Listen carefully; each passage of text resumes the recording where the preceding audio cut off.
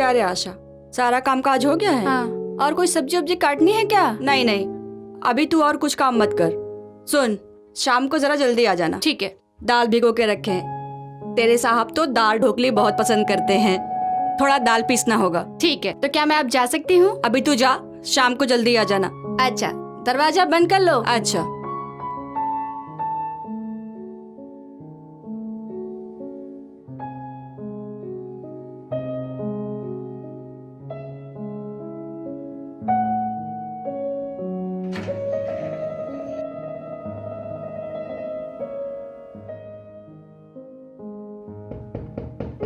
कौन है? कौन है? साड़ी है दीदी, साड़ी लेंगी? अच्छी साड़ी है। साड़ी लीजिए। कौन हो अच्छी तुम लोग? साड़ी है दीदी, देखिए ना एक बार। लेंगी? अच्छी अच्छी साड़ियाँ है। आओ। कीमत ज्यादा तो नहीं है ना? नहीं नहीं, देखिए तो। जब तक आप देखेंगे नहीं तो पता कैसे चलेगा। दिखा साड़ियाँ दीदी कहाँ है, को। दिखाओ। अगर सस्ती होगी तभी लूंगी। सस्ती ही है, पहले देखिए तो। अच्छी अच्छी साड़ियाँ है दीदी, बहुत बढ़िया साड़ी है।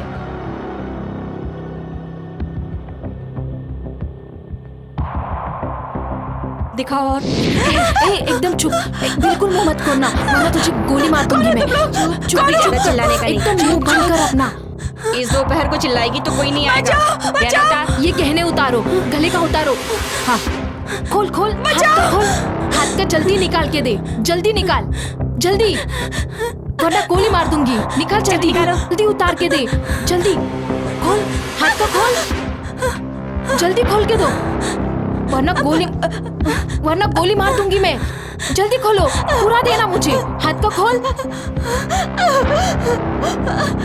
खोलो खोलो, कान का भी खोलो, खोलो खोलो खोलो, फटाफट खोलो। बैग में भर दो। एकदम चुप, एकदम चुपचाप रहो। चुप चुप, बिल्कुल मत चिल्लाना, एकदम चुप। चल चल चल चल चल, एकदम चुप। बचाओ बचाओ बचाओ, मेरा सब चला गया। बचाओ, मेरा सब चला गया। ये देखो व्योमकेश, क्या? हमारी काशीपुरा में एक और घटना घटी है। काशीपुर वाली घटना मतलब वही साड़ी वाली घटना हाँ, ना? ये देखो। अरे वो तो घटेगी ही। जब तक हमारे यहाँ की पुलिस निकम्मी रहेगी और हम जैसे मिडिल क्लास फैमिली की औरतों को खरीदारी का शौक रहेगा, तब तक इस तरह दिन दहाड़े डकैती ही नहीं, बहुत कुछ होगा जी। नहीं नहीं, मैं हैरान तो इस बात से हूँ कि एक के बाद एक इतनी सारी घटनाएं हो रही हैं और पुलिस का कहीं आता पता नहीं है। और इन औरतों को भी क्या बोलूं, देख रही हैं कि इतनी सारी घटनाएं हो रही हैं, सावधानी से रहें। लेकिन व्योमकेश, एक बात तो माननी पड़ेगी, जो भी औरतें इन घटनाओं को अंजाम दे रही, हिम्मत तो बहुत है उनके अंदर। मैं तो हैरान रह गया उसे पढ़ते ही। इसमें आश्चर्य वाली कोई बात नहीं है। औरतें तो दिन में ऐसी लूट बहुत करती हैं। ये तो तुमने सही कहा। हाँ, औरतें तो दिन में डकैती करती ही रहती हैं।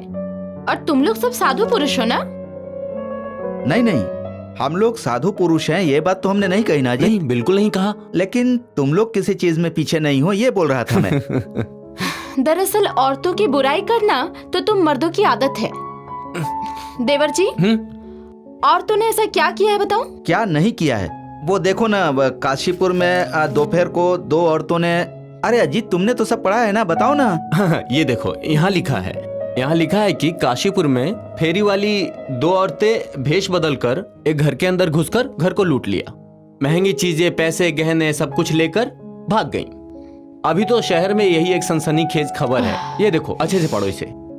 ठीक है, मान लिया, औरतों ने डकैती की है, लेकिन उन लोगों ने भूख के मारे ये सब किया है। और हाँ। तुम लोग जब खून करते हो, दंगे फसाद लगा के लाखों लोगों को मारते हो, तब कुछ नहीं बोलो। तुम लोगों की तुलना में उन औरतों ने कितना खून किया है? क्या व्योमकेश, जवाब दो। देखो सत्यवती, तुम औरतें इतने दिनों तक घर में कैद थी, इसीलिए ज्यादा कुछ कर नहीं पाई। अभी तुम लोग आजाद हो गई हो ना, इसीलिए तुम लोगों की हिम्मत बढ़ रही है, और धीरे धीरे तो और भी बढ़ जाएगी, कह देता हूँ। अच्छा जी। हाँ, ये बंकिम चंद्र की ही बात ले लो। उन्होंने कितने दिनों पहले लिखी थी देवी चौधरानी। वो तब के जमाने की औरत होकर भी उनमें इतनी हिम्मत थी। अगर वो इस जमाने की औरत होती तो कितनी हिम्मत होती, सोच कर देखो। सोच से बाहर है। सुनो, फालतू की बातें करके मुझे टरका नहीं सकते हो, बता रही हूँ। ऐसी कितनी सच्ची घटनाएं दिखा सकते हो जहाँ औरतों ने खून किया है? ओ, तुम सच्ची घटनाएं देखना चाहती हो? अभी दिखा देता हूँ। अभी अभी 2 महीने पहले जिनेना फाटक की एक बंदिनी एक गार्ड का खून करके गायब हो गई है। अब बोलो, अब क्या बोलोगी? ये हंस रही है। वही तो देख रहा हूँ। 2 महीने पहले खून करके गायब हो गई है, और इन 2 महीनों में तुम लोगों ने कितने खून किए हैं ये बताओ जरा। अरे ये मैं नहीं बताऊंगा, तुम बताओ। हाँ, ये देखो आज के अखबार में वही लिखा हुआ है, स्त्री जाति के अत्याचारों के किस्से। ये देखो, अच्छे से पढ़ो। एक धोबी से एक औरत की सिल्क की साड़ी फट गई थी, तो उस औरत ने गुस्से में पागल होकर उस धोबी की नाक काट दी थी। कितनी खतरनाक होती है ये। अभी वो धोबी हॉस्पिटल में है, जिएगा या मरेगा कुछ नहीं पता। बताओ। हैं? सुनो, तुम सब मर्द झूठे हो, चोर, डकैत, खूनी, शैतान। ये क्या, अब हम लोग चोर हैं? बहुत गुस्से में गई है। कौन? चिट्ठी, ब्योमकेश बख्शी। ठीक है, धन्यवाद। ब्योमकेश, तुम्हारे नाम से चिट्ठी आई है, भेजने वाले का नाम नहीं है। बाप रे, ये तो किसी नए लेखक की पांडुलिपि लगती है। तुम एक काम करो, इसे प्रभात के पास भिजवा दो। हाँ, पांडुलिपि नहीं भी तो हो सकती है। तुम्हें किसी ने भेजा है तो देख तो लो एक बार खोलकर। नहीं नहीं, तुम ही पढ़ो, मेरा मन नहीं हो रहा है, तुम ही पढ़ो। क्या मुसीबत है? पढ़ो। सचमुच इतनी बड़ी चिट्ठी है? अरे बाप रे, इसने तो पूरी एक छोटी कहानी लिख दी है। चाहे जो भी हो, प्रेम पत्र जब नहीं है तो तुम ही पढ़ो। लिखा हुआ कुछ साफ साफ नहीं है, फिर भी पढ़ता हूं। श्री ब्योमकेश बख्शी महाशय, समीपे सविनय संस्कारपूर्ण निवेदन है। मेरा नाम श्री चिंतामणि कुंडू है। पुलिस मुझे खून के मामले में घसीटने की कोशिश कर रही है, इसलिए लाचार होकर आपको पत्र लिख रहा हूं। इंटरेस्टिंग। ताकत होती तो मैं आपसे मिलने ही आ जाता। जो कहना चाहता हूं वो सामने आकर कह देता, लेकिन कुछ सालों से पैरालिसिस के चलते मैं अपंग हो गया हूं। मेरा बायां हिस्सा अपंग हो गया है। घर में थोड़ा बहुत चल फिर लेता हूं, इसलिए आपको चिट्ठी लिख रहा हूं। अब जाके चिट्ठी लिखने की वजह साफ हुई है। खैर, उसके बाद? जो भयानक हादसा हुआ है उससे पहले मैं खुद के बारे में कुछ बताने की इच्छा रखता हूं। मेरी उम्र अभी 57 साल है। बीवी बच्चे नहीं हैं, बस 3 मकान है मेरे पास। सारे मकान भाड़े पे दिया हुआ है। उसमें से एक मकान के दूसरे मंजिल पे एक कमरे में मैं रहता हूँ। नौकर रामधीन मेरी देखभाल करता है। कौन आया था देवर जी? प्यून। तुम अभी हम दोनों को परेशान मत करो, हम लोग एक जरूरी चिट्ठी पढ़ रहे हैं। हाँ, सचमुच हम लोग एक बहुत जरूरी चिट्ठी पढ़ रहे हैं। अच्छा सत्यवती, एक काम करो ना, हम दोनों के लिए 2 कप चाय लेते आओ ना। ओह, चाय के लिए मेरी जरूरत है ना? भेजती हूँ चाय, रुको। सत्यवती इतना गुस्सा हो गई है, चाय की उम्मीद मत। सॉरी। अरे बाबा, वो सब बाद में देख लेंगे, अभी तुम चिट्ठी पढ़ो। तुम्हारा क्या, तुम्हें तो बोलने से ही मतलब है। इतनी बड़ी चिट्ठी पढ़ने में मेरा गला सूखकर कांटा हो जाएगा।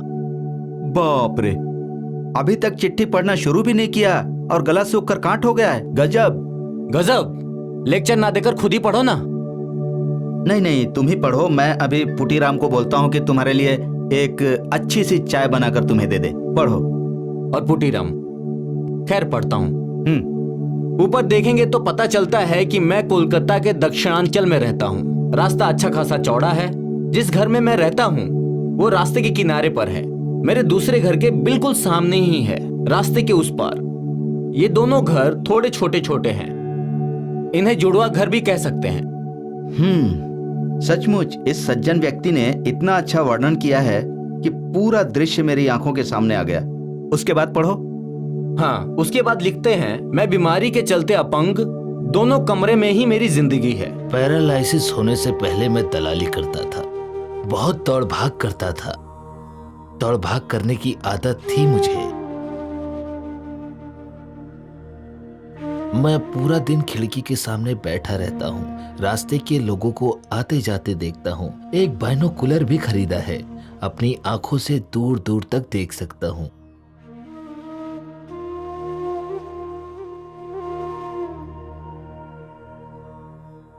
बाइनोकुलर से बहुत से घरों के अंदर के दृश्य भी देख पाता हूँ।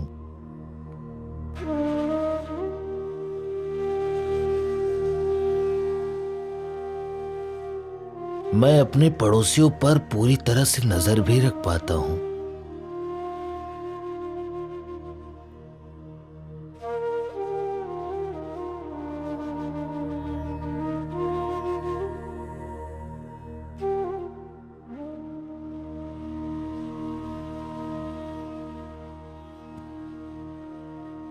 जिनकी हैसियत है वो लोग सिनेमा थिएटर देख सकते हैं। मैं खिड़की पर बैठकर जिंदगी के राहगीरों की चलती हुई गाड़ियां देखता रहता हूँ और आंखों में दूरबीन लगाकर सारे दृश्य देखता हूँ। कितने अजीब अजीब दृश्य देखता हूँ, सुनेंगे तो हैरान हो जाएंगे।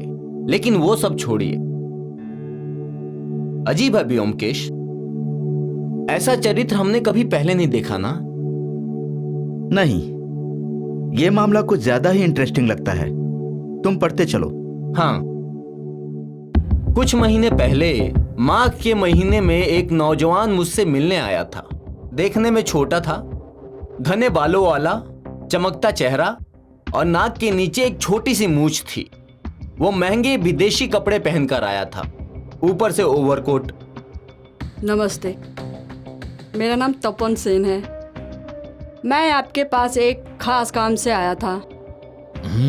बताइए, क्या काम है, बताइए। मैंने सुना है कि आपका जो जुड़वा घर है उसमें एक घर खाली हुआ है। मैं आया था आपके पास कि आप अगर वो मुझे घर किराए पर दे दें। हाँ, घर खाली पड़ा है, सही बात है। दरअसल पहले वाले किराएदार घर का पूरा सत्यानाश करके चले गए हैं।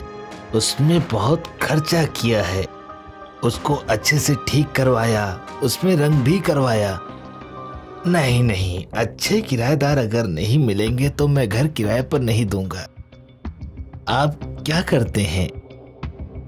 जी, मैं न्यूज़पेपर ऑफिस में काम करता हूँ, नाइट एडिटर। पूरी रात काम करता हूँ और सारा दिन सोता हूँ।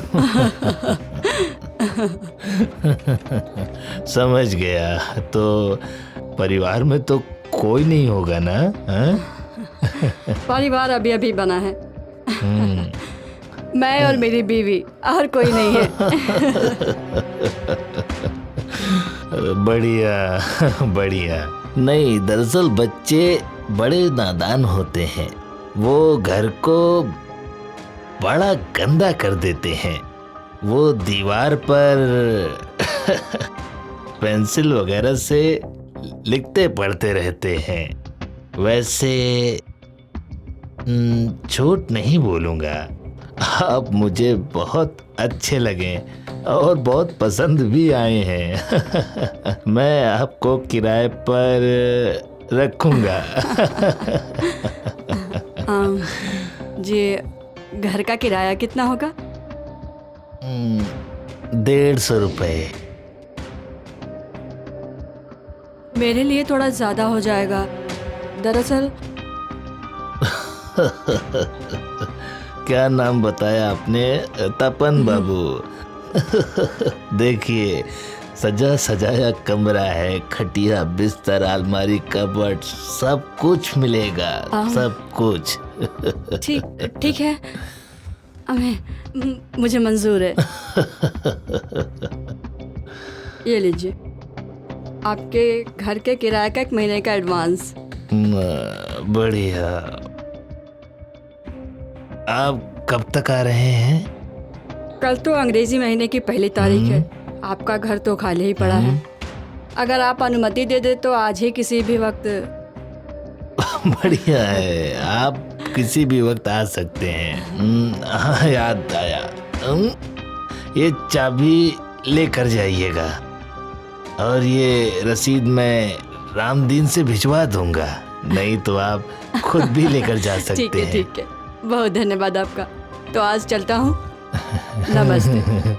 नमस्कार। तपन सेन चाबी लेकर चला गया। अच्छा किराएदार मिल गया है सोचकर अंदर ही अंदर बहुत खुश था। उस दिन पूरे शाम को मैं खिड़की से बाहर की तरफ देखता रहा, लेकिन तपन और उसकी बीवी नहीं आए। सुबह में जब मैंने खिड़की खोल के देखा तो वो लोग आ चुके थे। जरूर रात को किसी वक्त वो लोग सामान लेकर आ गए होंगे। मेरी जिज्ञासु आंखें उधर ही जाने लगी। सुबह 9:30 बजे के करीब एक औरत ने आकर मेरे गेट को बंद कर दिया।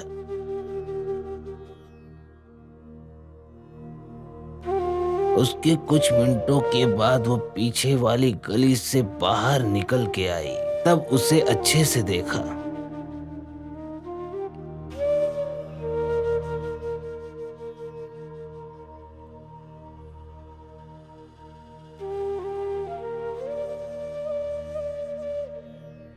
लंबा दुबला पतला सा शरीर, सर पर काले घने बाल, हल्का जूड़ा बना हुआ, गर्दन पर गिरे हुए बाल, कंधे पर एक बैग।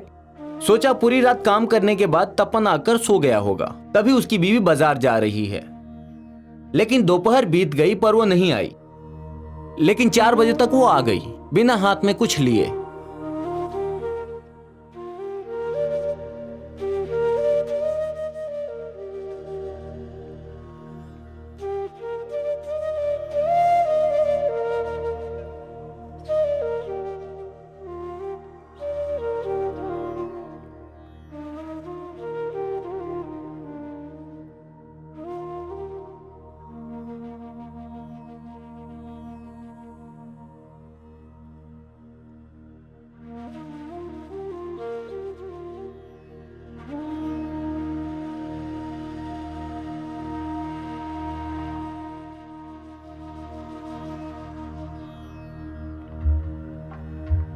रामादीन, रामादीन। जी, मुझे बुलाया हुजूर? वो हमारे छोटे वाले घर में एक नया किराएदार आया है, मालूम है ना? हाँ जी हुजूर। पति पत्नी है और कोई नहीं है। उन लोगों को कोई परेशानी या तकलीफ तो नहीं हो रही है ना? तुम जाकर थोड़ा पता कर लेना। और क्या हुजूर? और उस औरत के साथ किसी वक्त जाकर फॉर्चून की दुकान वगैरह दिखा देना तुम। और उसका पति तपन, सारा दिन वो घर पर नहीं रहता है। नई जगह पर उसकी बीवी को कोई तकलीफ तो नहीं हो रही है ना? कुछ होगा तो बताना। अच्छा हुजूर, मैं अभी के अभी वही जाता हूँ। अच्छा अच्छा। अच्छा।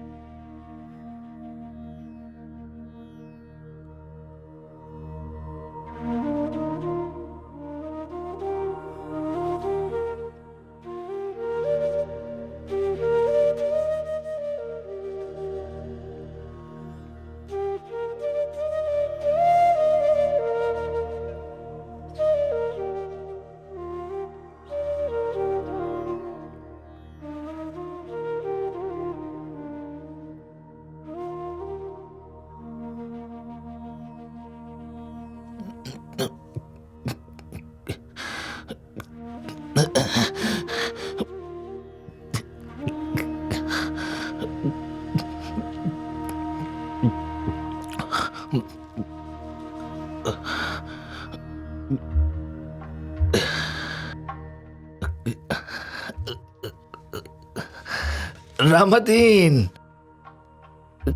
रामादीन। हुजूर, हुजूर। क्या हुआ? तुमसे कहा था ना तपन की बीवी को ले जाकर फॉर्चून की दुकान वगैरह दिखा आना।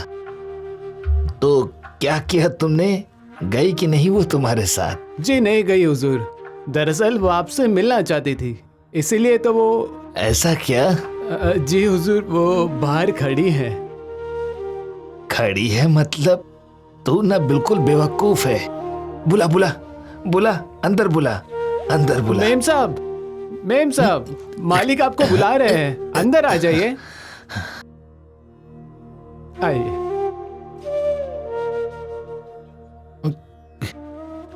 खुश रहो, खुश रहो। अब बैठो बैठो। मेरा नाम शांता है। हाँ, मैंने रामदीन को जानने के लिए भेजा था कि तुम लोगों को कोई परेशानी तो नहीं हो रही है। नहीं नहीं, हमें कोई परेशानी नहीं है। बहुत अच्छा घर मिला है हमें। देखो बेटा, मैं तुम्हें आप या जी नहीं बोलूंगा। अरे नहीं, जी जी जी जी, मैं तो आपकी बेटी की उम्र की हूँ। देखो, नई जगह पर आई हो, थोड़ी सी परेशानी तो होगी ही। नौकर नौकरानी की जरूरत हो तो मुझे बता देना, मैं इंतजाम करके दूंगा। नहीं नहीं नहीं, नौकर नौकरानी की कोई जरूरत नहीं। 2 लोगों का परिवार है, वो तो मैं अकेले संभाल लूंगी। वाह, अच्छा है, बढ़िया, बहुत बढ़िया। अच्छा, आज तो तुम सुबह निकली थी और अभी लौटी हो तुम? वैसे सारा दिन कहाँ थी? मैं एक गर्ल्स स्कूल में पढ़ाती हूँ। चितला में एक गर्ल्स स्कूल है ना, वहाँ मैं टीचरशिप करती हूँ। बहुत बढ़िया, बहुत अच्छे। तो फिर मैं चलूँ? थोड़ा खाना वाना बनाना पड़ेगा, शाम को वो फिर निकलेंगे ना काम पे। वाह वाह, अच्छा है, जाओ। अच्छा, चलती हूँ। खुश रहो, सुखी रहो, आती रहना। बहुत सुंदर दिखती है वो औरत। बाएं गाल पर मसूर दाल की तरह एक लाल तिल है जो उसकी खूबसूरती और बढ़ा देती है। एक बात मुझे नजर आई, पति पत्नी दोनों की उम्र लगभग एक है, लगभग 26-27। शायद प्रेम विवाह किया हो। आजकल तो ऐसी बातें आम हो गई हैं। वाह, ये बुढ़ा तो बहुत आधुनिक लग रहा है। सही कहा। आगे पढ़ूं? हाँ, पढ़ो। ये दोनों ही मुझे बहुत ज्यादा पसंद आए। वर्तमान किराएदारों को लेकर ही मेरी कहानी है। वो लोग मेरे घर में रहते हैं, अपना काम करते हैं, किसी से मिलते जुलते नहीं हैं, सिर्फ मेरे घर ही आते हैं। उस जुड़वे घर के दूसरे हिस्से में एक मद्रासी परिवार रहता है। वो लोग मेरी बात नहीं समझते हैं, केवल महीना होने पर मुझे किराया देने ही आते हैं। इन लोगों के साथ मुझे दिल से कोई लगाव नहीं था, लेकिन इन नए किराएदारों ने मेरा दिल बहुत अच्छे से जीत लिया था। खिड़की के बाहर बैठकर देखा, शाम ढलने के बाद तपन कोट पैंट ओवरकोट पहनकर घर की गली से बाहर निकला। घर के बगल सामने पेड़ के पास खड़ा हुआ और फिर धीरे धीरे चला गया। पूरी रात बाहर रहेगा, सुबह काम खत्म करके ही लौटेगा।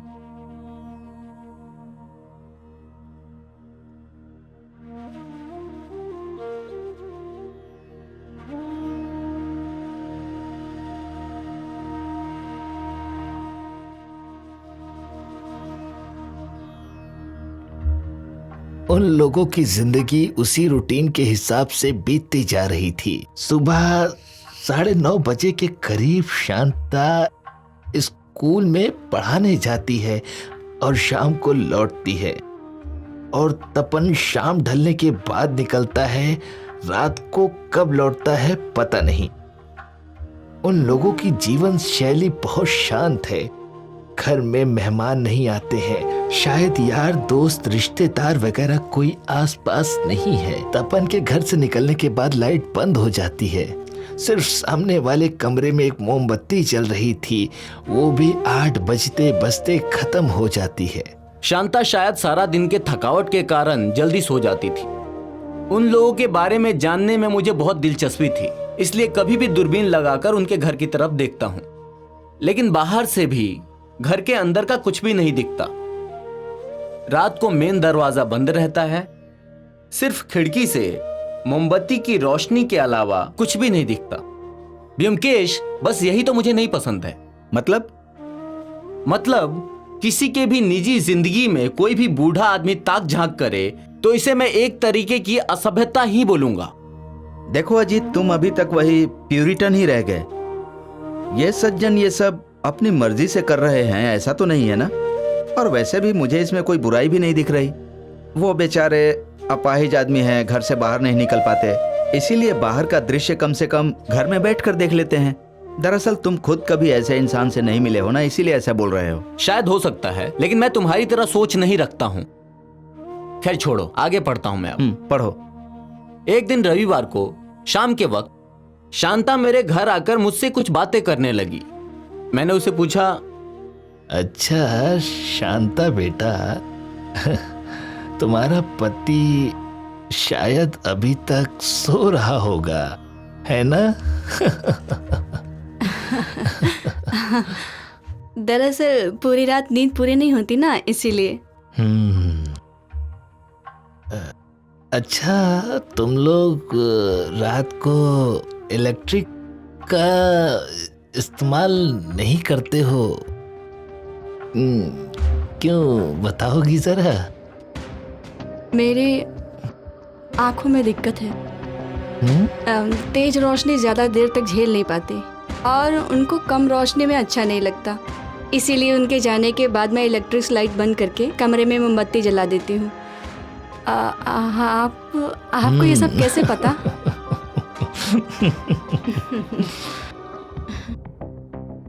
मैं तो खिड़की के पास बैठकर रात तक बाहर की ओर देखता रहता हूँ। क्या करूं बताओ, अपाहिज इंसान हूँ। बाहर निकलकर किसी से बातचीत करूं, ये तो मुमकिन नहीं हो सकता है ना। इसीलिए इस खिड़की के पास बैठकर बाहर का नजारा देखता रहता हूँ, खुद को तसल्ली देता हूँ। सचमुच आप तो कहीं भी जा नहीं सकते। मैं कभी कभी आ जाया करूंगी, वक्त मिले तो उसे भी भेज दिया करूंगी। फिर तो चैन की सांस मिल जाएगी। मेरा तो कोई नहीं है जिसके साथ थोड़ी बातचीत कर पाऊं बेटा,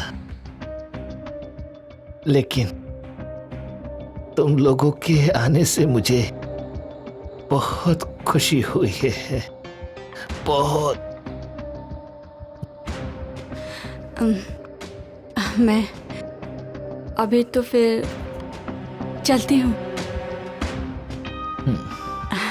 दरअसल उनके जागने का समय हो गया है तो।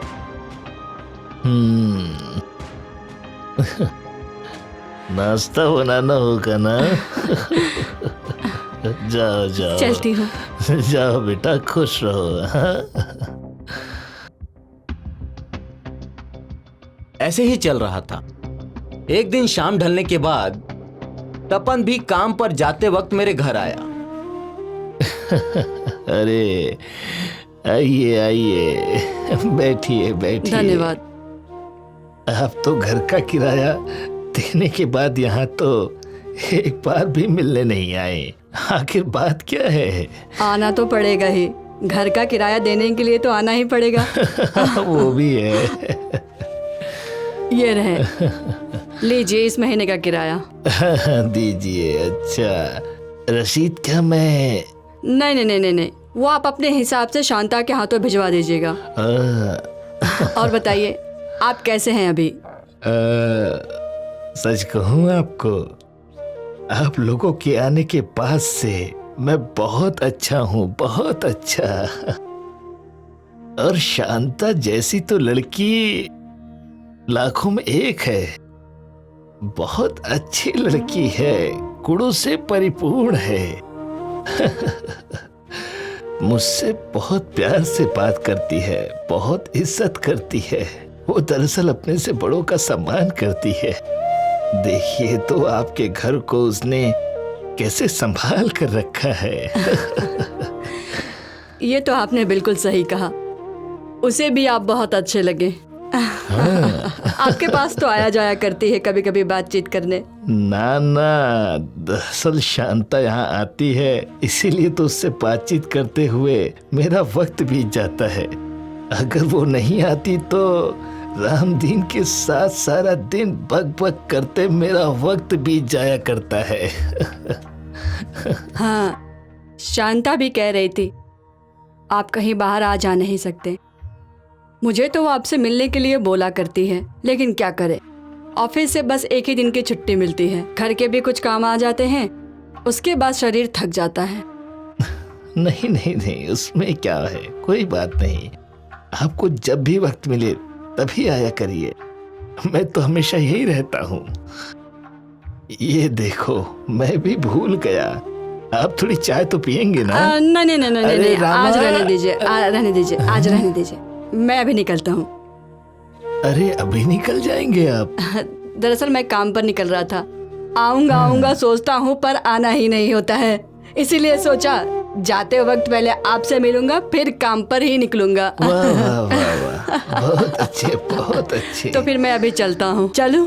हाँ हाँ हाँ हाँ, नमस्ते। नमस्ते।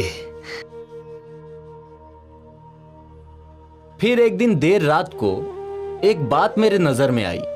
वैसे तो मैं 9:30 बजे तक खाना खाकर सो जाता हूँ। मुझे नींद ना आने की बीमारी है। कभी कभी बाप रे, अभी भी चिट्ठी पढ़ रहे हो? हाँ, इतनी लंबी चिट्ठी आखिर भेजी किसने? चिंतामणि कुंडू। बाप रे, तो उन्होंने क्या कोई कहानी लिखकर भेजी है और तुम उसे ये सुना रहे हो? हाँ, वैसे कहानी ही समझ सकती हो।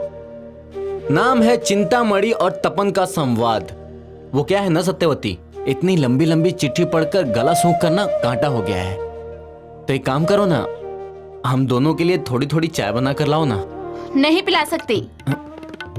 मुझे देखते ही तुम लोगों को चाय पीने का मन करता है। खुद तो गप्पे मारोगे, बतियाते रहोगे, जैसे मैं आकर बैठूंगी तुरंत बोलते हो सत्यवती जाओ 2 कप चाय बना कर लाओ।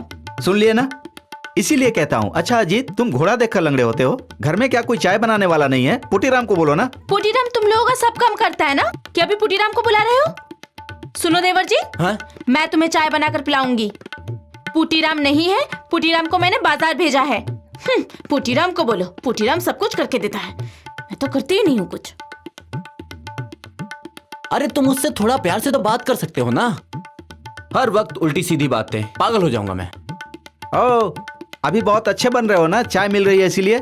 अभी थोड़ी देर पहले तो तुम सत्यवती के साथ झगड़ा कर रहे थे। हाँ, वो तो कह रहा था मैं। दरअसल तुम दोनों का झगड़ा होता है ना, मैं ना बड़ी शांति के साथ इस झगड़े का मजा लेता हूँ। लेकिन इस झगड़े के वक्त जब कभी ऐसा होता है कि पुरुष और नारी के बीच के जो मुद्दे उभर कर आते हैं, मैं बिना कुछ कहे तुम्हारा साइड ले लेता हूँ। वाह, क्या बात की है तुमने, सच में। उसके बाद भी तुम जीत नहीं पाते हो। दरअसल व्योमकेश, हमारे मानव जाति के इतिहास में पुरुष जाति के दुष्कर्म इतना ज्यादा है कि वो हम आसानी से मिटा नहीं सकते हैं। कभी ना कभी हमें हार माननी ही पड़ती है। इसलिए तो बोल रहा था मैं, सत्यवती के साथ खामखा क्यों झगड़ा कर रहे थे, बात करके खत्म करो ना। फालतू की बात बंद करके चिट्ठी पढ़ना शुरू करोगे? हाँ, पढ़ता हूँ। वैसे तो मैं रात 9:30 बजे सो जाता हूँ, लेकिन मुझे अनिंद्रा की बीमारी है। कभी कभी मुझे रात को नींद नहीं आती है, तब मैं पूरी रात जगा रहता हूँ। 2 सप्ताह पहले मैं सोने की कोशिश कर रहा था और मुझे नींद बिल्कुल नहीं आ रही थी। अब ऐसा लगता है कि घटना घटने वाली है। इस आदमी की लिखावट सचमुच बहुत अच्छी है ना अजीत? हाँ, अब सुनो। 12 बजे तक मैं लेटा रहा, फिर मैं उठ गया। खिड़की खुली हुई थी। अचानक ऐसे ही मैं खिड़की से बाहर देखने लगा।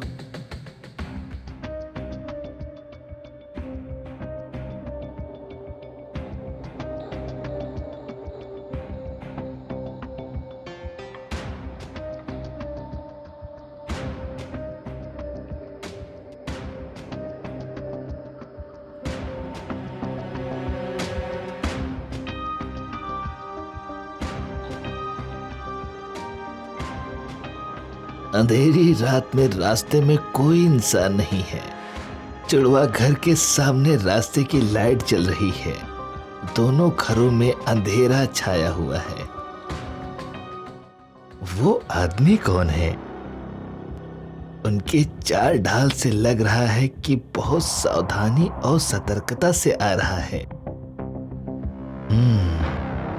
देखता हूं वो आदमी तपन के घर की तरफ जा रहा है। इस वक्त रात को तपन तो घर में नहीं रहता है, शांता भी अकेली रहती है। इसका मतलब ये आदमी किस इरादे से आ रहा है? आखिर बात क्या है? रात बहुत थी, पति साथ में नहीं था, घर पर एक युवती के अलावा कोई नहीं था। इस समय चादर ओढ़कर एक आदमी आता है, मतलब मन उदास हो गया। शांता को क्या हुआ ब्योमकेश, सो गए क्या? नहीं नहीं, सोऊंगा क्यों, मन लगाकर सुन रहा हूं, तुम पढ़ो। हाँ, शांता को लड़की ही समझा था, पर आजकल शक्ल देखकर औरत की चरित्र को समझना बहुत मुश्किल है। मरने तो मुझे क्या, किराएदार की बीवी क्या कर रही है इससे मुझे क्या। मुझे वक्त पर तो पैसा मिलना चाहिए बस। अब देखता हूं वो आदमी बाहर निकला कि नहीं। क्या हुआ? कोई हलचल नहीं है। नींद भी आ रही है, बहुत नींद आ रही है मुझे। चलो अब सो जाता हूं। अगर अभी एक नींद भाग गई तो पूरी रात मुझे जागना पड़ जाएगा। इस घटना के बाद 2 हफ्ते बीत गए। पिछले रविवार को तपन आया था। वैसे कुछ खास बात नहीं हुई। तपन को उस अनजाने आदमी के बारे में मैंने कुछ नहीं बोला, क्या जरूरत है मुझे। परसों रात को फिर अचानक एक घटना घटी। ये लो चाय ले लो। हाँ, वाह। अजीत, पहले चाय पी लो, उसके बाद फिर पढ़ना। हाँ, अखबार लेकर जा रही हूँ जरा। अच्छा। अच्छा ब्योमकेश, बोलो। तुम जो सुन रहे हो कुछ अंदाजा लगा पा रहे हो क्या? अभी तक तो कुछ अंदाजा नहीं लगा पा रहा हूँ। सज्जन व्यक्ति ने चिट्ठी में सब कुछ लिखा ही है, चिट्ठी पढ़ने के बाद ही पता चलेगा। पढ़ो। शांता से सज्जन बहुत ही नाराज नजर आ रहे हैं। स्वाभाविक है, दरअसल पुराने जमाने के इंसान है ना, इसीलिए ये नीति के विरुद्ध कोई भी काम सहन नहीं कर पाते थे। पढ़ो। कुछ भी कहो, ये कहानी बहुत ही मजेदार होती जा रही है। ये कोई कहानी नहीं है अजीत, ये सच्ची घटना है। हाँ। कहानी होती तो इतना मजेदार नहीं होती। दरअसल तुम साहित्यिक लोग ना इतना रंग चढ़ा देते हो, असली घटना ही भूल जाते हैं लोग। इस बारे में तुम्हारे साथ मेरी बहस हो जाएगी। अभी हाँ, करोगे? हाँ। तो फिर पढ़ोगे कब? नहीं, तुम साहित्यिक समाज के बारे में बोलोगे, मैं बिल्कुल नहीं सुनूंगा। अच्छा, गलती होगी बाबा, पढ़ो पढ़ो। ठीक है, पढ़ता हूं। परसों रात को मुझे बिल्कुल भी नींद नहीं आ रही थी। 12 बजे तक बिस्तर में करवटें बदलता रहा, फिर मैं उठ गया। जब मैंने खिड़की से बाहर देखा, ऐसा लगा जैसे वो इंसान मेरे देखने का इंतजार कर रहा था। वही चादर ओढ़ा इंसान।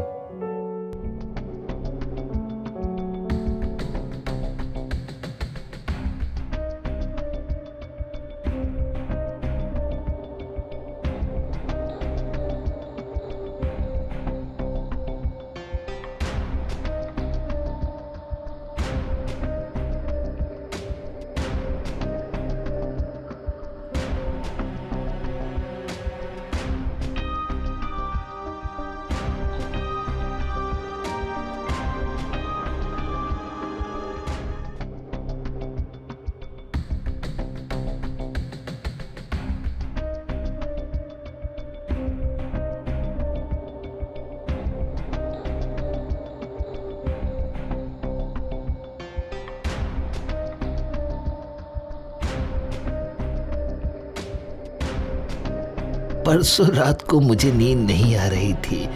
12 बजे तक बिस्तर पर करवटें बदलता रहा, फिर उठ गया। फिर मैंने खिड़की से बाहर देखा, जैसे वो आदमी मेरे झांकने का इंतजार ही कर रहा था।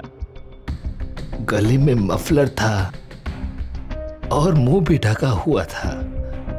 वो आदमी गली के सामने आकर रुक गया, फिर बड़ी बेचैनी से इधर उधर देखने लगा। उसी वक्त कुछ ही क्षणों में एक बहुत ही भयानक घटना घटी।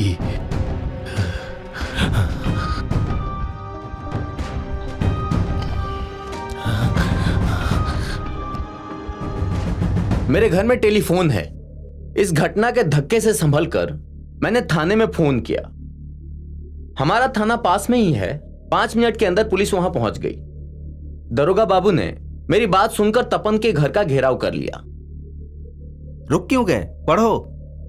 नहीं, मैं सोच रहा हूं कि यह घटना कहां से कहां तक चला गया है ना। सचमुच ऐसे रोंगटे खड़े करने वाली घटना मैंने पहले कभी नहीं सुनी। अरे बाबा, वो सब बाद में सोचोगे तो भी चलेगा, अभी कृपा करके पढ़ो प्लीज। पढ़ता हूं। तपन अपने घर के अंदर नहीं था। शांता सो रही थी, उसे कुछ पता नहीं चला। तपन खिड़की का दरवाजा खोलकर अंदर गया था। इस बारे में कोई शक नहीं है। वो घर के अंदर बिना कपड़े बदले शांता को बिना कुछ बताए घर से चुपके से भाग गया। उस रात बॉडी का शनाख्त नहीं हुआ। बाद में पता चला कि जिस व्यक्ति का खून हुआ विभूतिभूषण आइच नाम था। ना गलत बोल रहा हूं, विधुभूषण आइच। वर्धमान में पुलिस कर्मचारी था। हाल ही में छुट्टी लेकर कलकत्ता आया था। सच में बड़ी अजीब बात है। बड़े अजीब आदमी हो। अभी तुमने मुझे क्यों रोका बताओ तो। गलती हो गई, अब नहीं रोकूंगा, पढ़ो। तपन के घर में पुलिस की पहरेदारी अभी भी जारी है। तपन अभी भी पकड़ा नहीं गया। दरोगा बाबू अभी भी शांता से पूछताछ किए जा रहे हैं, लेकिन वो बेचारी निर्दोष है। मैंने बेकार में ही उस बेचारी पे शक किया था, इसलिए बहुत शर्मिंदा हूं। अभी समझ में आया, तपन ही चादर ओढ़कर देर रात तक घर को लौटता था। इधर मेरी हालत गंभीर हो गई है। तपन ने आखिर खून क्यों किया ये मुझे नहीं पता, लेकिन हर घंटे नए नए पुलिस ऑफिसर आकर मुझसे पूछताछ कर रहे हैं।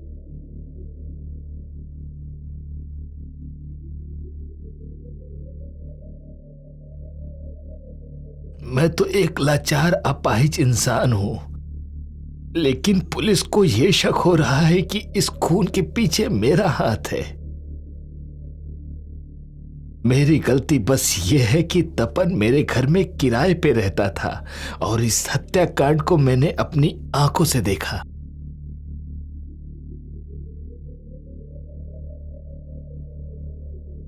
अभी आपसे मेरा अनुरोध है कि कृपया आप मुझे बचा लीजिए। मैं बहुत ही ज्यादा दुखी हो चुका हूं।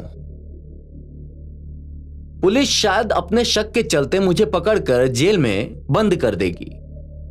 ऐसा हुआ तो मैं मर जाऊंगा। बाप रे, ये तो भयंकर मामला है।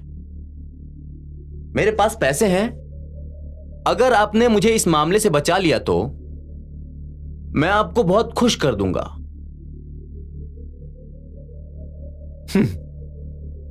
और अनुरोध है कि जितनी जल्दी हो सके मुझे इस पुलिस के झमेले से बचा लीजिए। मैं आपका एहसानमंद रहूंगा। वाह वाह। आखिर में उसने अपना नाम लिखा है, श्री चिंतामणि कुंडू। हाँ, घर किराए पर देने में यही समस्या है। वो बूढ़ा आदमी अजीब मुसीबत में फंस गया है और ये पुलिस वाले भी किसी काम के नहीं है। जब तक दिखा ना दो तब तक ये समझ ही नहीं पाते हैं कि कौन दोषी है कौन निर्दोष है। कुछ भी बोलो व्योमकेश, इस सज्जन व्यक्ति के लिए मुझे बहुत दया आ रही है। मुझे इस चिट्ठी को देखकर बोल सकता हूं मैं कि वो मुसीबत में है। अच्छा, तुमने तो सब सुन लिया, क्या तुम कुछ अंदाजा लगा पा रहे हो? नहीं अजीत, अभी भी मैं कुछ ठीक से समझ नहीं पा रहा हूं। यह मामला अभी तक मेरे लिए साफ नहीं हुआ है। एक काम करो, ये चिट्ठी मुझे दो। मैं इस चिट्ठी को एक बार जरा ध्यान से पढ़ता हूं, शायद हो सकता है मेरी समझ में कुछ आ जाए। हाँ, तुम ये चिट्ठी पढ़ो, तब तक मैं अंदर से आता हूं। सत्यवती बहुत गुस्से में है, उसे शांत करके आता हूं। सत्यवती को शांत करने जा रहे हो या चाय पीने जा रहे हो? इसी वजह से तुम बहुत ही जटिल आदमी हो। सत्यवती सही कहती है, अगर मैं चाय पीऊंगा तो तुम्हें भी मिलेगी, समझ गए?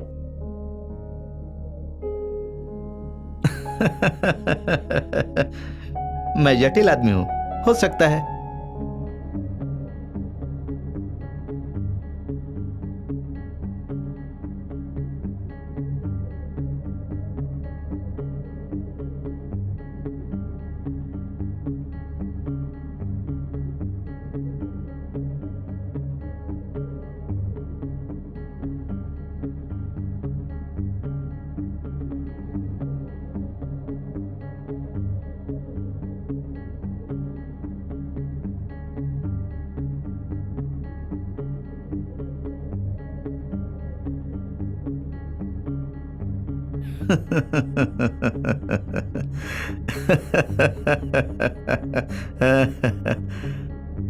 क्या बात है, हंस क्यों रहे हो? लो चाय पियो। बाप रे, ये तुम ही कर सकते हो? हाँ, चाय लेकर आ ही गए। अच्छा अजीत, तुम शादी क्यों नहीं कर रहे हो बताओ? मतलब मैं कह रहा था कि दाम्पत्य जिंदगी चलाने के लिए सारी कूटनीति तुम्हारे पास भरपूर है। शादी कर सकते हो। ये सब फालतू की बातें छोड़कर असली बात बोलोगे, क्यों हंस रहे थे? हाँ, हंस रहा था। हंसी की बात यह है कि वो चिंतामणि कुंडू महाशय ने एक छोटी सी गलती कर दी है। मतलब तपन बाबू जब घर से इलेक्ट्रिक लाइट बंद करके निकलते थे, उस समय पर उन्होंने अच्छे से ध्यान नहीं दिया। तो तुम्हें कैसे पता चल गया? मैंने अनुमान लगाया। अगर यह अनुमान सच हुआ तो उन्होंने सच में गलती की है। और हाँ, वैसे उन्होंने एक और गलती की है, हालांकि वो बहुत ही स्वाभाविक घटना है।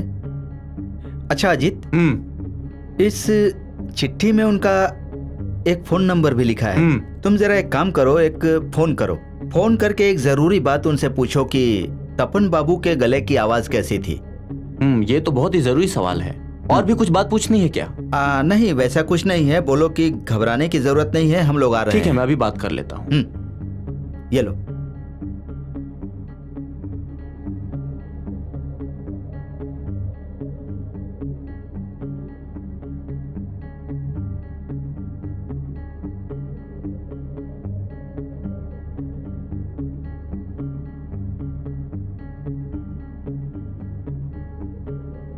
रिंग हो रही है। हाँ, हेलो, नमस्कार। चिंतामणि कुंडू बोल रहे हैं? हाँ, मैं सत्यान्वेषी व्योमकेश बख्शी का सहयोगी अजित बंदोपाध्याय बोल रहा हूँ। हाँ, अच्छा, आपसे एक सवाल पूछने का दिल कर रहा था। व्योमकेश जी ने पूछने के लिए कहा। ऐसा है कि तपन की गले की आवाज कैसे थी, आप बता सकते हैं? ओ, अच्छा। हाँ, अब वो आप चिंता मत कीजिए, आपका पता तो लिखा हुआ है इसके अंदर। हम लोग जरूर आपके घर पे आएंगे, ठीक है? तो अभी मैं रखता हूं, नमस्ते।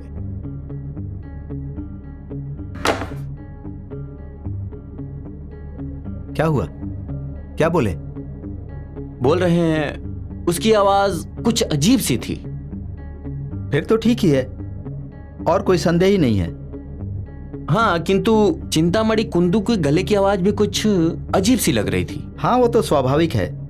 वैसे ही वो अपाहिज इंसान है, ऊपर से पुलिस की पूछताछ से परेशान होंगे। खैर, चलो हम लोग निकलते हैं, वहां से लौटने के बाद खाना खाएंगे। आखिर बात क्या है? आज क्या खाना पीना सब बंद है क्या? नहीं, अभी खाएंगे। दरअसल अभी हमें काम से बाहर निकलना पड़ेगा। आने के बाद हम लोग साथ में खाना खाएंगे। इसका मतलब इस भरी दोपहर को तुम लोग बिना खाए पिए ऐसा कौन सा महान काम करने जा रहे हो? ठीक है, मुझे बोलने की जरूरत नहीं है। कहीं पर भी जाओ, कभी भी लौटो, लेकिन खाना खाकर ही निकलना घर से। सारा दिन मैं खाना सजाकर बैठी नहीं रह सकती। तुम लोगों ने मुझे समझ क्या रखा है? नहीं सत्यवती, मैं ये कह रहा था तुम खाना खाकर आराम करो ना। पुटीराम तो है ना, हम लोग वहां से लौटेंगे तो पुटीराम से खाना मांग लेंगे, तुम चिंता मत करो। मुझे तो यह रहना ही अच्छा नहीं लगता है। कोई नियम कानून नहीं है, कोई कभी भी आएगा, कोई कभी भी जाएगा, जिसका जो मन होता है करता है। मैं ही मरती रहती हूँ। नहीं, इसमें मेरी कोई गलती नहीं है। इसमें सारी की सारी गलतियां व्योमकेश की है। पता नहीं कहां से चिंतामणि कुंडू प्रकट हो गया। जैसे चिट्ठी पड़ी, इसके जाने का दिल हो गया। ओह, ठीक है, जहां मेरे मन में आता है वहां मैं जाता हूं। अरे नहीं, तुम अकेले जाओगे तो कैसे होगा? मुझे भी तो जाना पड़ेगा ना। सत्यवती, मैं क्या कह रहा हूँ कि हम लोग वहां से आने के बाद चिंतामणि की सारी बातें तुम्हें बताएंगे, हैं? कोई जरूरत नहीं है, कुछ भी करो, मुझे फर्क नहीं पड़ता। मुझे किसी की कोई बात नहीं सुननी। बहुत गुस्से में गई है। अरे चलो, बहुत देर हो रही है, हमें अभी कपड़े बदल कर निकलना होगा। हाँ, देर करना सही नहीं होगा। चलो।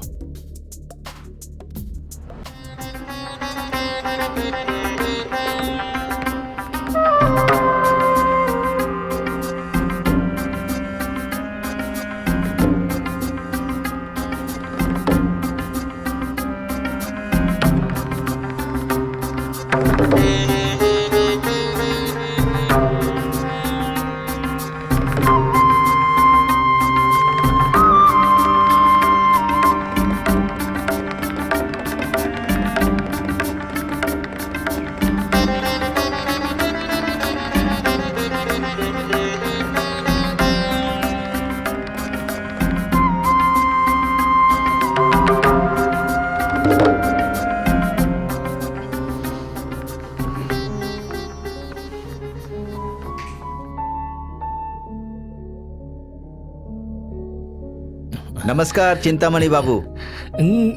नमस्कार नमस्कार। रामदीन, तुम बाहर जाओ, बाहर जाओ। बैठिए बैठिए। धन्यवाद। बैठिए बैठिए। अच्छा लगा आप लोग आए। मैं वही खिड़की के रास्ते की तरफ से देख रहा था, जहां से हमेशा बैठ के देखता हूँ। देखा कि आप लोग आ रहे हैं। मैंने तो देखते ही पहचान लिया, ये तो अपने ब्योमकेश बाबू हैं। मुझे इतनी खुशी हो रही है कि मैं क्या बताऊं। ओ, रामादीन को तो मैंने बाहर भेज दिया है। अच्छा ठीक है, बताइए क्या लेंगे आप लोग? चाय? क्या हुआ जीत बाबू? कॉफी? आप लोग कुछ और लेंगे क्या? नहीं नहीं, हमें अभी कुछ नहीं चाहिए। अच्छा, एक बात पूछना चाहता हूँ। हाँ क्या आज आपके पास पुलिस आई थी? हाँ, क्या बात कर रहे हैं? आई थी मतलब? अरे वो दरोगा मुझ पर तो चढ़ ही जाता है, कुछ भी बोलता रहता है। शांता के घर की तरफ जाता रहता है। एक ही बात, पता नहीं मेरे से क्या जानना चाहता है। मैं तो समझ ही नहीं पाता हूँ कि क्या जानना चाहता है। अच्छा, अब क्या क्या सवाल पूछ रहे थे?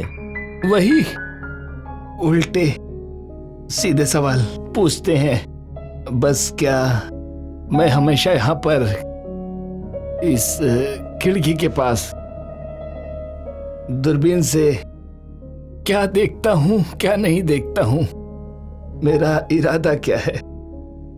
मेरा बायां हाथ स्ट्रोक के बाद अब अच्छे से काम नहीं करता है। मैं सीढ़ियों से अकेले नीचे उतर पाता हूं कि नहीं। बड़े अजीब अजीब सवाल। तपन सेन को मैंने अपना कमरा किराए पर क्यों दिया था? अरे महाशय, पूछताछ के चलते तो मेरा जीना ही दुश्वार हो गया। इसीलिए मैंने आपकी मदद मांगी। ब्योमकेश बाबू, आप बचा लीजिए मुझे। आप चिंता मत कीजिए, सब ठीक हो जाएगा। मैं सोच रहा हूं कि एक बार दारोगा साहब से बात कर लूं। अच्छा, वो क्या? ब्योमकेश बाबू आप? अच्छा, ये आ गए। तो बताइए कैसे आप? आपने मुझे पहचान लिया? खैर, आपके अपराधी का क्या हाल है? वो तपन सेन पकड़ा गया क्या? पकड़ा जाएगा, वक्त आने पर सब पकड़े जाएंगे। वैसे आप यहाँ पर कैसे? चिंतामणि बाबू मेरे मुवक्किल हैं। उनके घर में एक खून हुआ है, उनके किराएदार ने खून किया है और आप लोग उन्हें परेशान कर रहे हैं, इसीलिए वो अपनी रक्षा करने के लिए मेरी मदद मांग रहे हैं। अच्छा ठीक है, थोड़ा बगल वाले कमरे में आएंगे, कुछ जरूरी बात करनी है। आइए। चिंतामणि बाबू, हम लोग जरा बगल वाले कमरे में जा रहे हैं। अच्छा अच्छा अच्छा, चलिए।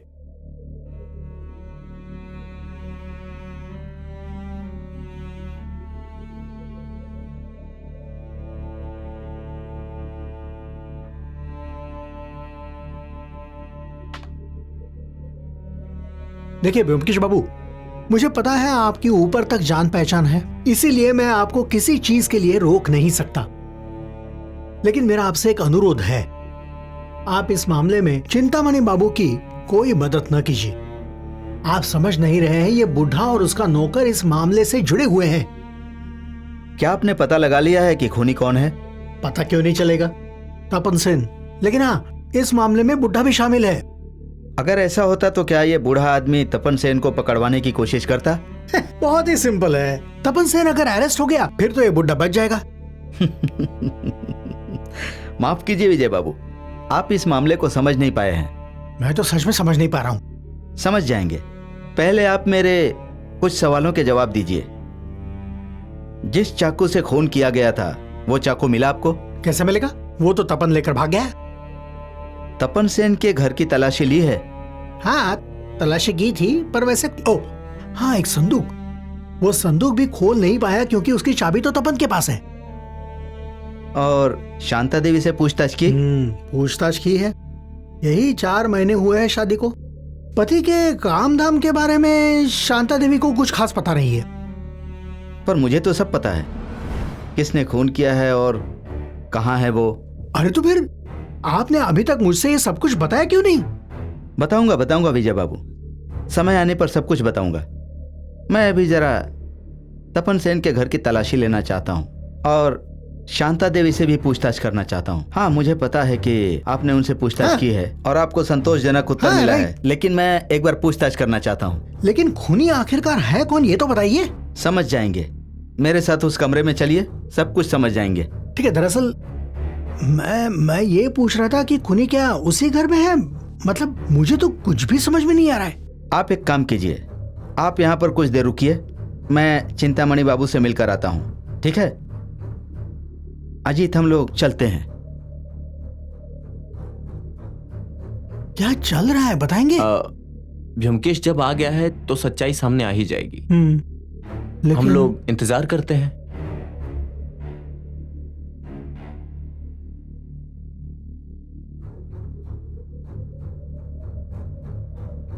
चिंतामणि बाबू।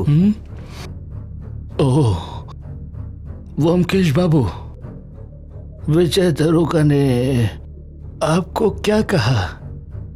उन्होंने मेरे बारे में जरूर कुछ बताया होगा, कुछ कहा होगा, जरूर कुछ कहा होगा। आप ये सब बात छोड़िए, आप बिल्कुल चिंता मत कीजिए। हम लोग एक बार उस घर में जाना चाहेंगे, लेकिन मैं उम्मीद करता हूं कि 1 घंटे के अंदर अंदर इस खून का फैसला हो जाएगा। अच्छा जी, अब मुझे बचा तो लेंगे ना? मैं आप पे भरोसा तो कर सकता हूँ ना? बिल्कुल भरोसा कर सकते हैं। अच्छा, वो लोग वहाँ मेरा इंतजार कर रहे हैं। हाँ, मैं चलता हूँ। हाँ हाँ, अच्छा, नमस्कार। नमस्कार। चाहिए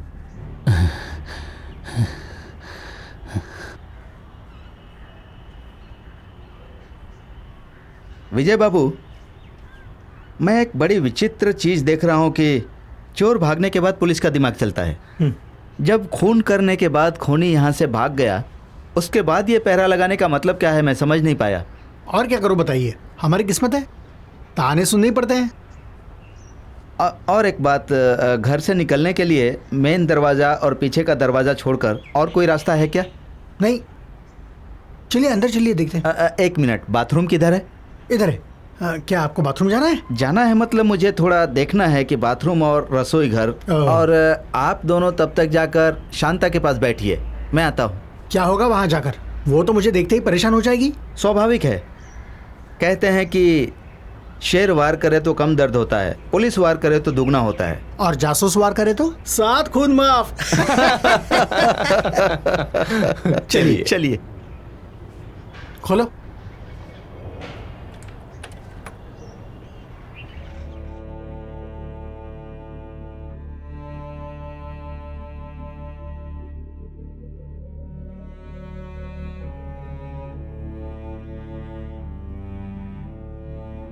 पुलिस की पूछताछ के चलते बेचारी एकदम थक सी गई है। ये अगर निर्दोष हुई थी, पति के अपराध में अगर ये शामिल नहीं भी हुई तो भी ये बच नहीं सकती। लेकिन तपन ने उस आदमी का खून क्यों किया? यौनिष्या? शांता के साथ उस आदमी का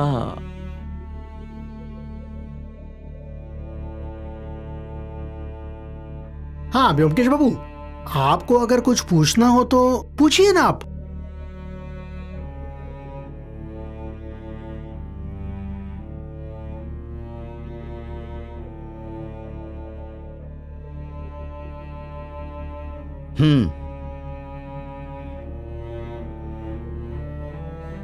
तो फिर शांता देवी है ना? ठीक है। आपके बेडरूम में एक लोहे का संदूक देखा, उसमें क्या है? मैंने तो दरोगा बाबू से कहा था कि उस संदूक में क्या है मुझे नहीं पता। मेरे पति उसको ताला लगा कर रखते थे और चाबी हमेशा अपने पास रखते थे। ब्योमकेश बाबू, उस संदूक को तोड़ने का इंतजाम किया है मैंने। बहुत अच्छा किया है, उसमें बहुत कुछ मिलेगा। दिन दहाड़े डकैती के काफी सारे गहने हैं। खैर, और एक सवाल है, आपके पति क्या दाढ़ी नहीं बनाते थे? घर में कोई ऐसा सामान नहीं दिखा? हाँ, वो सैलून जाकर दाढ़ी बनाते थे। सैलून में दाढ़ी बनवाते थे, और जब घर में रहते थे तो चप्पल जूता कुछ नहीं पहनते थे। इसके पीछे कोई कारण? उनकी चप्पल टूट गई थी, नई नहीं खरीद पाए थे। घर में रहते मेरी चप्पल पहन लिया करते थे। इसका मतलब आप दोनों का पैर का साइज एक ही है? हाँ, लगभग एक है। कितनी अच्छी बात है ना। आप दोनों का तो लगभग सारा सामान एक जैसा ही है ना? व्यंकेश बाबू, बाद में। आप तैयार रहिए। अच्छा, चिंतामणि बाबू कह रहे थे कि आपके बाएं गाल पर एक लाल तिल है। तिल? मेरे गाल पे तो कोई तिल नहीं है। चिंतामणि बाबू ने शायद गलत देखा होगा। लाल इंक के चीटे लगे होंगे शायद। वाह, बहुत बढ़िया। आपने तो शायद मेरे सारे सवालों का जवाब पहले से ही तैयार रखा है। गुड। अच्छा, अब मेरे इस सवाल का जवाब आप क्या देंगे? ये लीजिए विजय बाबू। व्यंकेश बाबू, ये क्या? नकली बाल। नकली बाल? विश्वास नहीं होता। विजय बाबू, पकड़िए इसे। पकड़िए, बैठ जाओ। विजय बाबू, यही है आपका असली खूनी, और यही है वो हथियार। लेकिन चिंतामणि बाबू ने तो कहा था कि तपन सेन खूनी है। नहीं नहीं नहीं नहीं, तपन सेन नाम का तो कोई आदमी ही नहीं है। यही रात को तपन सेन और दिन को शांता देवी, एक ही शरीर में अर्धनारीश्वर, बहुत चालाक महिला है। ये मत सोचिए कि सिर्फ विधुभूषण का ही खून किया है, इसके और भी कारनामे हैं। अच्छा। हाँ, वर्धमान में एक होमगार्ड का खून करके भागी थी। प्रमिला पाल। हाँ, अब मेरे सामने सब कुछ आईने की तरह साफ है। ये है वही प्रमिला जिसे पति को जहर देकर मारने के जुर्म में आजीवन कारावास की सजा मिली थी, और उसके 2 साल बाद ये जेल के गार्ड का खून करके भाग आई थी, और उसके बाद एक ही साथ पुरुष और नारी बनकर अच्छे से जिंदगी काट रही थी। इसका मतलब विधुभूषण ने रात के अंधेरे में इसी को देखा था। सही बोल रहा हूँ ना? झूठ, सब झूठ है। नहीं, झूठ नहीं है। उन्होंने आप ही को देखा था। वो आपका पीछा करते हुए आपके घर के पास आ गए, इसलिए आपने उनका खून कर दिया। झूठ है सब। क्यों व्योमकेश बाबू, मैं सब कुछ सही बोल रहा हूँ ना? आप बिल्कुल सही बोल रहे हैं। अच्छा विजय बाबू, हमारा काम खत्म हो गया, अब आप अपना काम कीजिए, हम लोग चलते हैं। Thank you. चलो अजीत। आप रोकर क्या फायदा है? चलो चलो।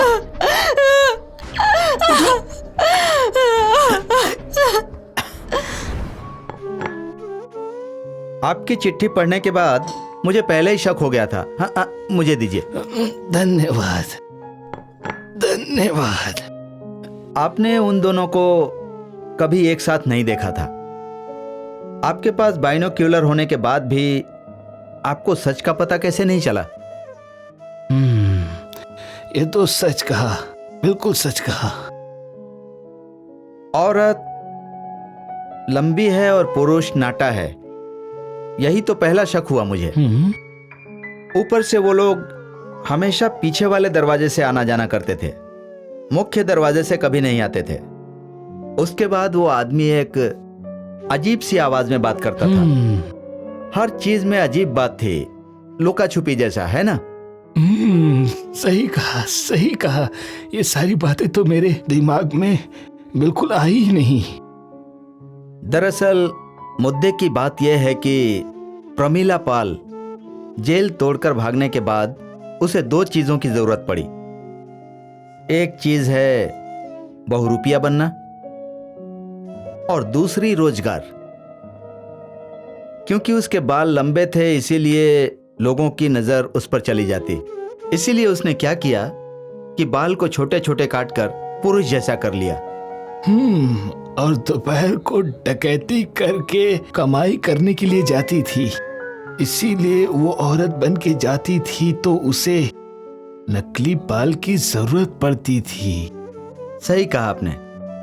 अभी ठंडी है, इसीलिए मर्द का वेश बनाना बहुत आसान काम है। कोट पैंट पहनने के बाद ऊपर से ओवरकोट पहनती थी। उसके बाद उसने नाक के नीचे एक मूछ लगा ली। उसके बाद आपके पास किराएदार बनकर आई।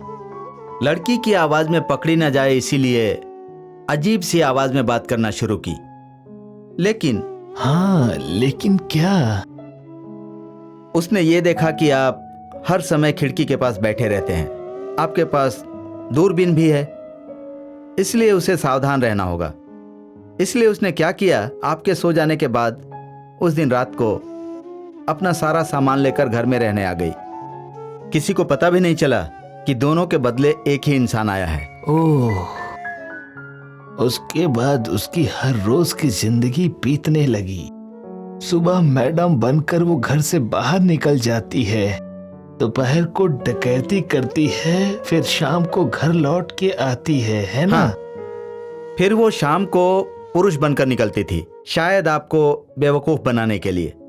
और निकलने से पहले घर की सारी लाइटें बंद करके एक मोमबत्ती जलाकर निकलती थी। थोड़ी देर के बाद मोमबत्ती बुझ जाती थी और आपको लगता था कि शांता लाइट बंद करके सो गई होगी। जाहिर सी बात है, यही तो सोचता कोई भी।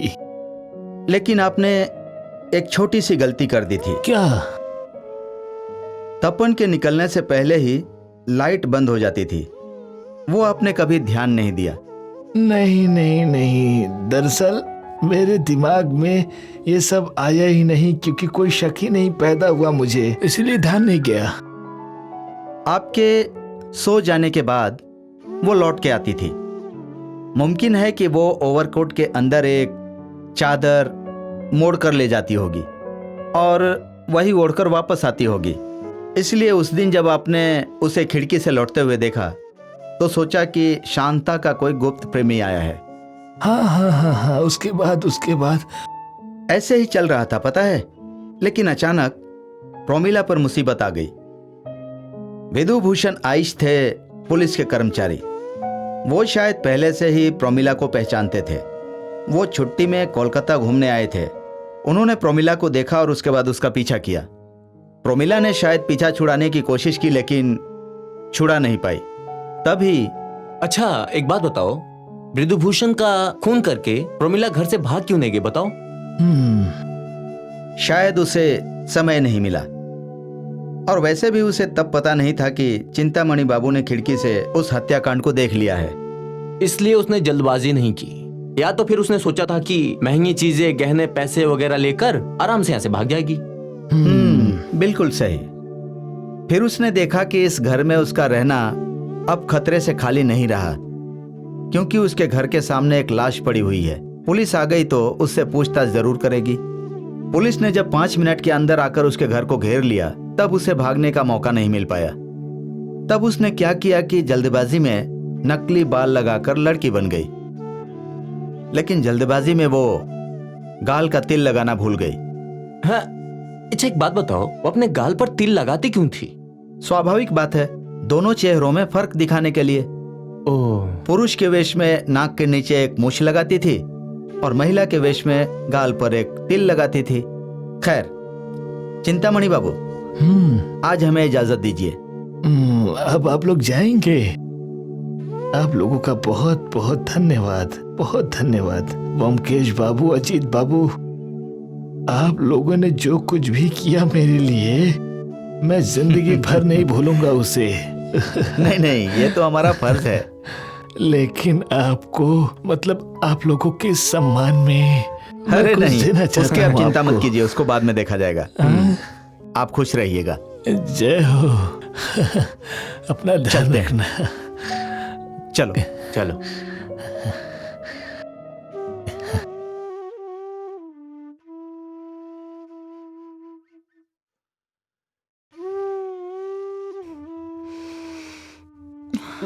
उफ, क्या बात है देवर जी, इतनी देर क्यों कर दी? मुझे तो बहुत चिंता हो रही थी। क्या बताऊं, अपराधी का शनाख्त करके पुलिस के हाथों सौंप कराए हैं। सच में तुम औरतें ना किसी काम में पीछे नहीं हो। क्या बोल रहे हो, कुछ समझ नहीं आ रहा है। आएगा आएगा, थोड़ी देर में सब समझ में आएगा। उससे पहले एक काम करो, हम दोनों को ना बहुत भूख लगी है, पहले हमें खाना खिला दो, उसके बाद तुम्हें सब समझा दूंगा। हाँ चलो खाना लगाती हूँ, खाना खाने के बाद झगड़ा करते हैं, क्या कहते हो देवर जी? इस बार तो मैं तुम्हारा साइड ही लूंगा। ओह देखते हैं। चलो। हाँ। धन्यवाद, जाइए। किसकी चिट्ठी आई है? चिंतामणि कुंडू। चिंतामणि कुंडू। चिट्ठी है। अरे बाप रे, 1000 रुपए का चेक। क्या बात है, सुबह सुबह किसकी शक्ल देखकर जागे थे, एकदम से पैसे आ गए। तो फिर अच्छा अजीत। हाँ बोलो। चलो तुम एक काम करो, पोटी राम को बोलो कि बकरे का मस्त गोश्त लेकर आए। आज दोपहर को मस्त खाना खाएंगे हम लोग। वंडरफुल। एक कॉफी बोल दूं? हाँ बोलो बोलो, आज पता नहीं क्यों मुझे सेलिब्रेट करने का मन कर रहा है। शाबाश। बोलो बोलो। ए पुटीराम। ला ला ला ला ला ला ला ला ला